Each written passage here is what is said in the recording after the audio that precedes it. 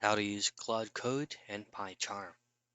Now in this very quick video, I'll show you how I can use your Claude Code via the Pycharm. Now, the process that I'm going to be executing right now is adding the Claude Code via the plugin. So if you go ahead and pull up or open up your Pycharm client, this is going to be the interface.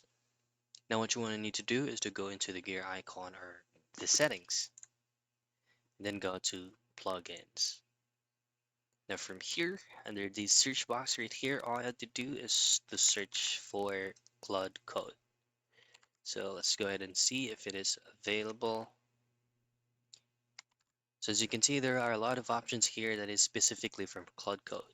And it is not yet official because they haven't released the full version of Claude Code yet, but they actually have the official beta on Claude.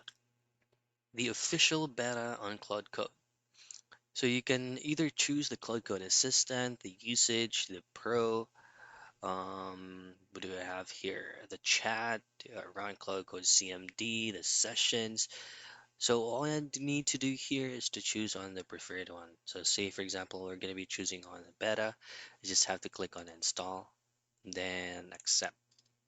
Now the installation process will go over, and once it is successfully done, what you want to have to see here if this specific icon will show up beside the gear icon that says it's automatically or that's confirmed that you have added it. Just hit on apply and then hit on OK.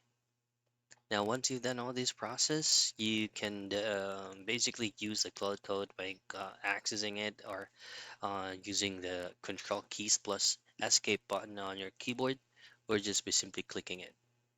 And that's basically it. That's how you use Cloud Code to PyCharm.